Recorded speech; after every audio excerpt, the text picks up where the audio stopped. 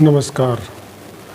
रीट का जो थोड़े दिन पहले एग्ज़ाम लगा था, जिसमें लेवल फर्स्ट और लेवल सेकंड दोनों के लिए एग्ज़ाम लगा था, उसके रिज़ल्ट का बेसब्री से लोगों को इंतज़ार है।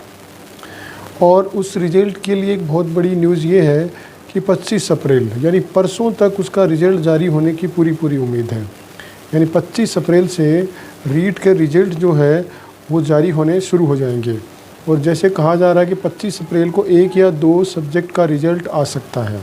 25 अप्रैल को अगर रिज़ल्ट आना शुरू होता है तो 10 मई तक करीब जितने भी सब्जेक्ट हैं लेवल फर्स्ट और लेवल सेकंड के सारे सब्जेक्टों का रिज़ल्ट जारी हो जाएगा।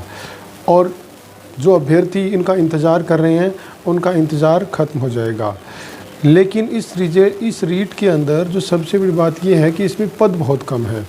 पिछली जो रीट थी उसकी तुलना में बहुत कम पद है। पीछे जो रीट आती थी उसमें हज़ारों में पद होते, 40,000, 30,000, 35,000। इसमें नए के बराबर पद के ऊपर जो है वो एग्ज़ाम हुआ है। और इसलिए जो रीट के अभ्यर्थी हैं उनमें बिल्कुल भी उत्साह नहीं है। क्योंकि पिछली सरकार जिस तरह से जो पिछली सरकारी रिजल्ट जो रीट के पद निकाल रही थी उनको देखते हुए ये पद नए के बराबर है।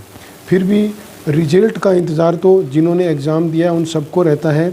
और अब अभ्यर्थी ने सब ने एग्ज़ाम दिया था, पद कम है तो क्या हुआ, रिजल्ट तो सबको इंतज़ार है। और जहाँ तक कि मैंने आपको इनकी जो मेरिट लिस्ट है, इनका जो मैंने एक्सपेक्टेड जो मेरिट है उसका भी मैंने अंदाज़ा लगाया है। तो जहाँ तक इंग्लिश का बात है, पेपर भी काफ़ी पैटर्न काफ़ी हार्ड था और काफ़ी लेंथी पेपर था। जिस तरह से पेपर इंग्लिश का पेपर आया था, मैंने इंग्लिश का पेपर दिया था, बहुत लेंथी पेपर था और लेवल के हिसाब से भी काफ़ी हार्ड पेपर आ रहे हैं। पिछले कोई इस गवर्नमेंट के पिछले जितने भी पेपर हैं वो हार्ड पेपर ही आ रहे हैं। और जो इन्होंने इसमें तो नहीं है, बाकी सेकंड ग्रेड फर्स्ट ग्रेड में जो 40% वाला क्राइटेरिया है उनको भी पार नहीं कर पा रहे। जानबूझ के ऐसा पेपर बनाया जा रहा है जिससे कि अभ्यर्थी 40% वाला कैटेगरी ही कंप्लीट नहीं कर पा रहे हैं।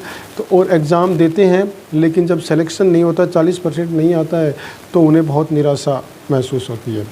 इसमें अगर रीट में अगर बात की जाए तो इसमें जो वैसे तो एक्सपेक्टेड मेरिट का कोई अंदाज़ा नहीं है, फिर भी जिनके 100+ क्वेश्चन सही हो रहे हैं किसी भी सब्जेक्ट में उनका सिलेक्शन होने की पूरी उम्मीद है।